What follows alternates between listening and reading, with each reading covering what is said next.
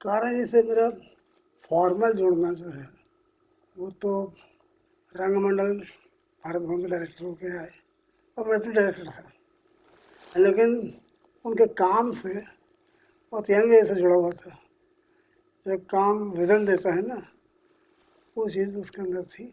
और तो officially he was my director in Rangmandal, but unofficially he was a great searching house for Indian theatre, and particularly the Indian theatre which exists in classic theatre, modern theatre, urban theatre and folk theatre, ये सबको मिला के कोई language create कर सकते हैं क्या Indian theatre के?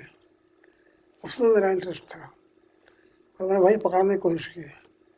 Second part was his music, जिसको मैं म्यूज़िक नहीं कहता, his contribution to theatre, sounds और स्पेस का रिश्ता थिएटर में जो क्रिएट करते हैं, और साउंड जो है वो कैसे स्पेस को क्रिएट करता है। और थिएटर की ज़रूरत है बहुत बड़ी, क्योंकि थिएटर का स्पेस जो है ना वो डिफाइंड स्पेस है। वो अच्छा थिएटर एक 30x30 के डिफाइंड स्पेस में ही हो सकता है। उसके बाद वो सिनेमा बनेगा, सीरियल बनेगा, गंदा बन जाएगा, it will not remain theatre. तो उसी स्पेस को साउंड से कितने प्रकार से हम एक्सप्लोर कर सकते हैं, इसकी बड़ी भारी पॉसिबिलिटी उनके यहाँ मिलती है और मैंने सीखा है और मैं उसको डेवलप भी कर रहा हूँ। असल में कारण जी मालविका मित्रम तो टिपिकल बुंदेली बोली डायलेक्ट का एक्सप्रेशन था, और पहली बार कालिदास की किसी एरोटिक ड्रामे को कॉमिकल ट्रीटमेंट दे रहे थे। उसका पहलू दूसरा है कि व्हेन दैट एरोटिक ड्रामा और romantic drama, love story between Malavika and Agnimitra, when it lands on the space of Bundeli dialect, it becomes just a comedy. तो वो अलग अलग है, उनका अलग हिसाब है, उसमें मैं नहीं ले सकता था। लेकिन उनका खुद का काम जो है, जैसे उनने फ्रिट्ज बेनेविट्स का ड्रामा है, तो प्रोडक्शन था यहाँ पर, शेक्सपियर का ड्रामा है अ मिडसमर नाइट्स ड्रीम, उसमें बहुत अच्छा यूज़ किया साउंड्स का, और उस साउंड से स्पेस कैसे क्रिएट करना बहुत अच्छा किया। फिर उसी का बेनिफिट्स का कॉकेशियन चौक सर्किल, ब्रेक्ट का प्ले इंसाफ अघेरा के नाम से हुआ था, बहुत अच्छा था। प्रसाद का स्कंदगुप्त, उसमें है कई जगह, बहुत जगह है, साउंड से, आलाप से, कोरस से स्पेस का ट्रीटमेंट बदल देना। हबीब तनवीर ने तो एक दूसरा ही काम किया था कि भारतीय लोक नाट्य या भारतीय लोक कलाएँ जो परफॉर्मिंग आर्ट है, परफॉर्मिंग आर्ट्स के हिस्से में कैसे उनमें क्या क्या पॉसिबिलिटीज़ है कर पाने की, और उन्होंने उसको बहुत बढ़िया एक्सप्लोर किया। लेकिन उनके यहाँ अलग काम ये है कि जिस भाषा में वो सबसे ज़्यादा काम किया उन्होंने और जाना गया, वो छत्तीसगढ़ी है, तो आर्टिस्ट वही है।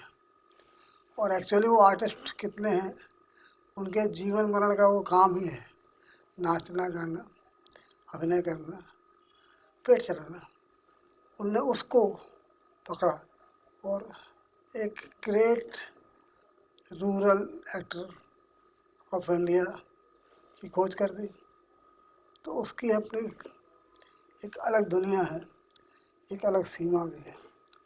बादल सरकार तो एकदम डिफरेंट है, उनका ग्राम से कुछ लेना देना है ही नहीं, क्योंकि वो ग्राम में नहीं है, वो कलकत्ते शहर में है। और वो इसको जो प्रॉब्लम है हबीब तनवीर, या उन्हें शायद एक बंगला किताब है थर्ड थिएटर, उसमें डाइकोटॉमी कहा है इन लोगों की समस्या को। तो उन्हें शुद्ध शहरी, आज के शहर का एक्टर, जब उसके पास कुछ नहीं है, हॉल नहीं मिलेगा, कपड़ा नहीं मिलेगा, पैसा नहीं मिलेगा, तेरे को तेरी बॉडी है, तू है, तेरा विषय है, और कोई कोना है, अगर मिल जाए, गिरफ्तारी ना हो तो कर जा, तो गिरफ्तार हो जा। एक तरह का वो poor theatre, political poor theatre की हद पर जाकर होता है। तो that is typical urban political theatre, जिसके पास, जिसने एक लैंग्वेज ढूंढा, थिएटर की लैंग्वेज ढूंढी, बॉडी की लैंग्वेज ढूंढी, साउंड्स की लैंग्वेज ढूंढी। कारण जी का पहले मैं बता दें, क्लासिसिज्म, फोक, अर्बन, कंटेम्प्रेरी, ये सबको मिला के क्या एक ऐसे इंडियन थिएटर की रचना हो सकती है जो देख के लगे हाँ इंडियन है, this is what Indian theatre is, और वो सब जगह ट्रैवल कर सके। उसमें क्लासिक के तत्व भी हों, फोक के तत्व भी हों। तो उनकी यात्रा एक अनकन्फर्म्ड आदमी की यात्रा है, वो कन्फर्म नहीं है अपने अपनी खोज को लेके, he is not very confirm, इसलिए बहुत बेचैन है वो। हालांकि बेचैन तो हर कलाकार होता है। तो ये फ़र्क है। करण जी सबको समेटना चाहते हैं।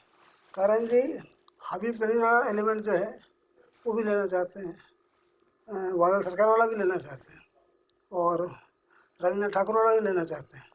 सब लेके क्या कोई ऐसा, उसके लिए या तो एक आदमी को इतना लंबा जीवन या 5 पीढ़ियाँ, तो मैं तो उनका छोड़ा हुआ काम कर रहा हूँ, ये फ़र्क देखता हूँ। लेकिन मेरे साथ मुश्किल ये है, और सुविधा भी शायद हो सकती है, मैंने अलकाज़ी कोई काम देखा ही नहीं, क्योंकि मैं दूर शहर में रहने वाला आदमी, इसी मध्य प्रदेश में जबलपुर एक शहर है। मैं एनएसडी का पास आउट नहीं हूँ। मैं कारण जी की तरह हिंदी साहित्य में एमए हूँ, लेकिन मैं कारण जी की तरह एनएसडी में पढ़ने नहीं गया। दूसरी बात, मेरा बैकग्राउंड थिएटर में था, लेकिन एक हम रहते थे जबलपुर में ऐसे एरिया में जहाँ बंगाली लोग बहुत रहते हैं, तो पूजे के समय नाटक की बाहर आते थे, तो बंगला नाटक के आसपास मैं टहल लेता था, बंगला जाता था, बचपन से सीख गया था। तो मेरा बैकग्राउंड था स्पोर्ट्स का, और फुटबॉल का, क्रिकेट का, और पोइट्री का, लिखने पढ़ने का। आज भी मेरे पुराने मित्र जानते हैं वो बेसिकली पोइट है, थिएटर में फंसा हुआ, ऐसा है मेरा। लेकिन वो साल में एक बार पूजा वूजा के समय एक्टिंग कुछ कर लिया, मज़ा आ गया, बढ़िया चल से यार हो गया, सीरियसली कभी नहीं। अचानक सीरियस टर्निंग हो गई ना, तो मैं ध्यान ही नहीं दिया कौन क्या कहा कर रहा काम। जब आया तो अलकाज़ी का थिएटर जा चुका था, इसे देखा ही नहीं कुछ। रंगमंडल इसकी वजह से ये बिल्ड के हमने तय किया कि हम कोई ऐसा व्यक्ति नहीं लेंगे अपने रेपर्टरी में जो बहुत कुछ जानता हो, एकदम शून्य लोग लेंगे। और हम ट्रेनिंग का कोई ऐसा सिलेबस पहले से तय वाले इस्तेमाल नहीं करेंगे। ओपन एक स्पेस रखो, इसमें बॉडी का, साउंड का, म्यूज़िक का को एक्सप्लोर करो, एक्टर के साथ, अकेले, समूह में, कोरस में, और उसी में खोजो कि क्या कर सकते हैं, ये किया था।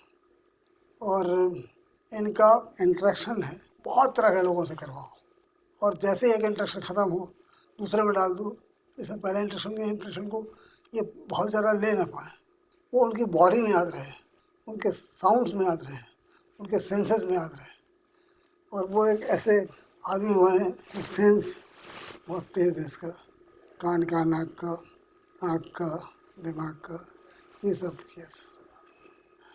रंगमंडल अगस्त 81 में शुरू हुआ, तो कारण जी ने 1 साल बाद मुझे ऑफ बीट डायरेक्टर कहते थे, ऑफ बीट डायरेक्टर।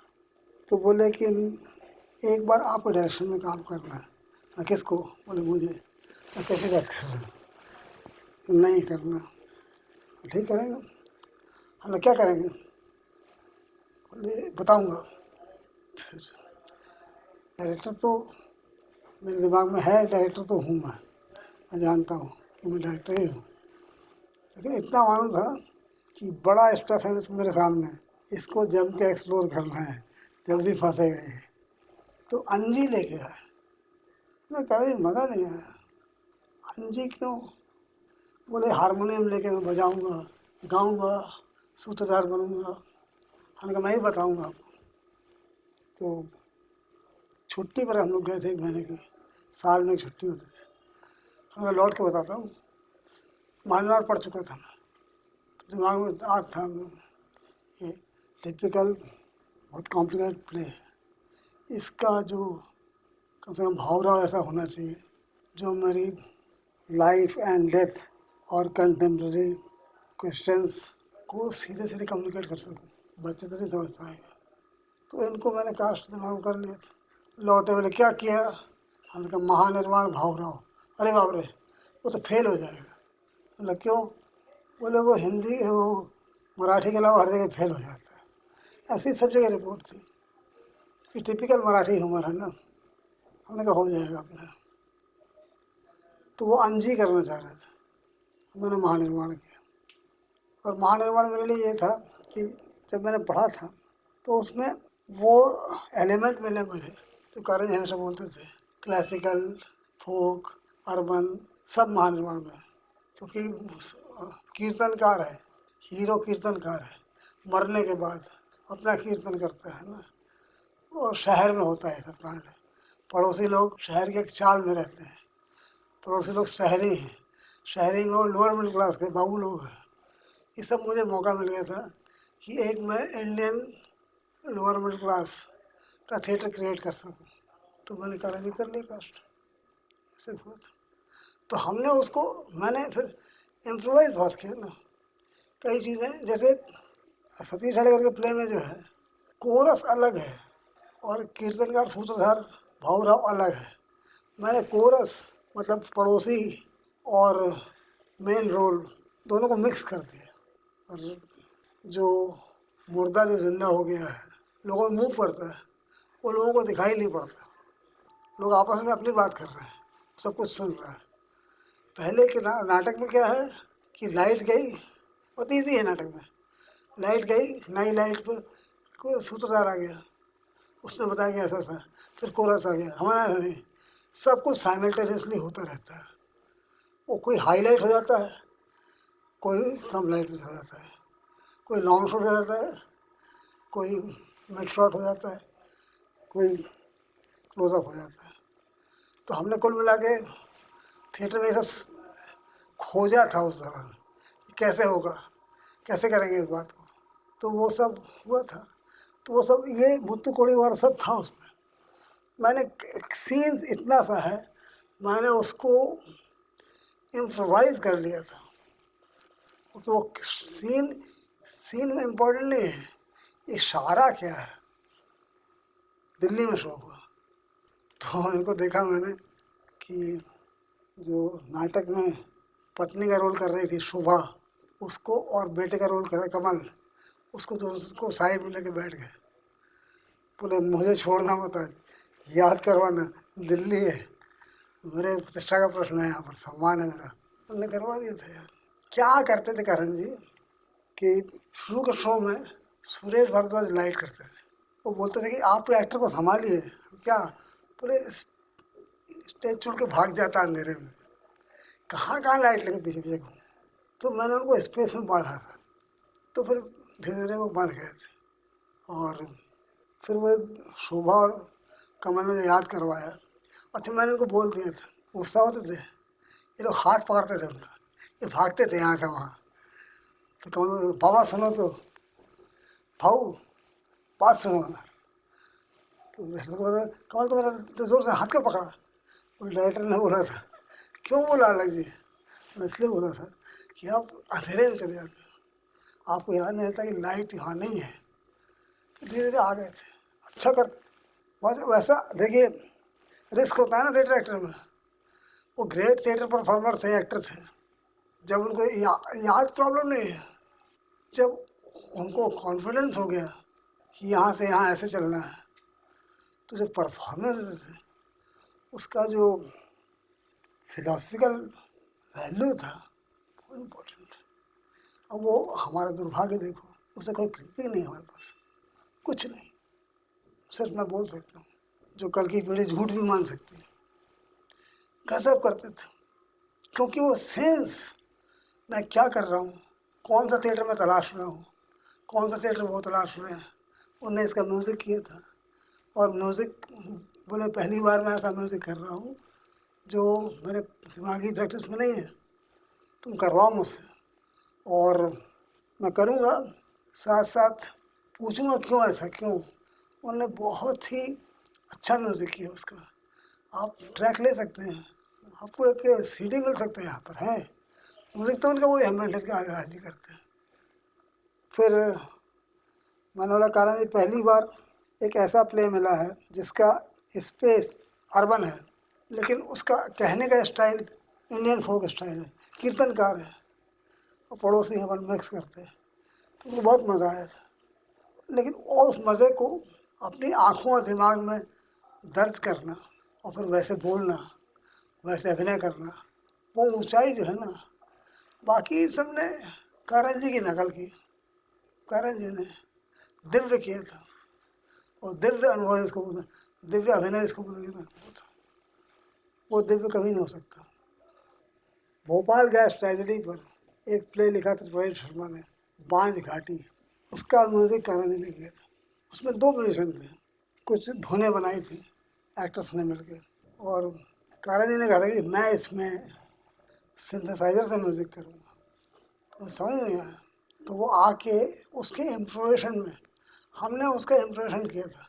हम किस तरह से इम्प्रोवेशन करते थे, जैसे कारण जी के पास इसका बड़ा अच्छा कलेक्शन था, एलपी थे बड़े बड़े, आदमी का दिल कैसे धड़कता है, रियल साउंड, लंग्स बीट कैसे होती है, रियल साउंड, वो साउंड हम सुनते थे, एक्टर को सुनाते थे, वो बोलते थे कल्पना करो कि इससे 100 गुना 10 गुना स्पीड में लोगों का दिल धड़का होगा, लोगों का लंग्स धड़का होगा, तो लोग मरे होंगे, लेट अस इम्प्रोवाइज इट।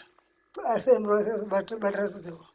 फिर हमने एक दिन अचानक उसमें सिंथेसाइजर ला के रखा और उसको फीड करना शुरू किया हमारे इम्प्रोवाइजेशन को। फिर बोले हम इसी से म्यूज़िक करेंगे। तो मन लगा एक बात समझ में आ रही, बोले मॉडर्न इंडस्ट्रियल ट्रेजेडी है, तो मॉडर्न इंडस्ट्रियल ट्रेजेडी जो व्यवस्था है, ये भी म्यूज़िक के अंदर मॉडर्न इंडस्ट्रियल ट्रेजेडी है ना, सिंथेसाइजर। बोले यही करवाया उसका हमारे, और ने रियली उसका कैसे कारखाने की आवाज़ क्या होगी, कैसे होता होगा, उस रात कैसी आवाज़ें आई होंगी, जब लोग भागे होंगे तो कैसी आवाज़, बहुत अच्छा किया था। क्योंकि हमारे पास इतना तो है नहीं कि सब कुछ दिखा सकें। उनने साउंड से, सिंथेसाइजर के साउंड से बहुत सारे साउंड्स पैदा किए थे, जो ये यूनियन कार्बाइड के साउंड्स रहे होंगे, आदमी का भागना, मरना, जीना, कारखाना चलना, बहुत अच्छा एक्सप्रेशन था वो उतारने का काम। वो काम और होता, लेकिन विषय होना चाहिए उसके लिए, वो विषय था तो उन्होंने किया, वो अच्छा किया। कारण जी के बारे में है कि वो घूमते बहुत रहते थे। वो मेरा ये कहना है कि वो भारतीय रंगमंच की तलाश खासकर हिंदी एरिया में बहुत तेज़ी से कर रहे थे, और थोड़ा समय के पहले चले गए, वरना काफ़ी समय के पहले गए। उनसे कुछ आखिरी दिनों में निकल के आता जो उन्होंने काम कर रखा था, जैसे साउंड और म्यूज़िक वगैरह पर, वो नहीं हो पाया। होता है। अब मेरी तो यही है कि अब वो ये भी, इसका भी कोई रिकॉर्ड नहीं ना कि मैं जो आज कर रहा हूँ उसमें क्या उनकी बातें हैं, वो प्रोवोक करते थे मुझे कि मैं तुमको इसलिए प्रोवोक कर रहा हूँ, तुमको इसलिए फीड कर रहा हूँ कि तुम करोगे बाकी लोग भूल जाएंगे, तुम समझ गए हो मेरी बात को। अगर दुनिया में कहीं होते हो और देख रहे हो तो उनको लगता हो कि हाँ मैं कर रहा हूँ, मैं कर रहा हूँ। लेकिन मैं वो बड़ी अच्छी वो करते थे। हम 3 लोग थे रंगमंडल में, मैं, कारण जी और नीलम मान सिंह चौधरी। तो कारण जी बोलते थे रंगमंडल बहुत रिच है। बोले क्यों? तो बोले मैं ट्रेडिशनल पोइट्री से है, इसका मतलब समझे, सिम्बॉलिक मतलब। ट्रेडिशनल पोइट्री याद है देखो, तो मैं ट्रेडिशनल पोइट्री का हूँ। नीलम कंटेम्प्रेरी फाइन आर्ट्स की तो कंटेम्प्रेरी ललित कला की है, और अलग जो है कंटेम्प्रेरी पोइट्री का, समकालीन कविता। और इसलिए एक ट्रेडिशनल और एक विजुअली समकालीन, एक पोइटिकली समकालीन मिलके बहुत रिच करते हैं।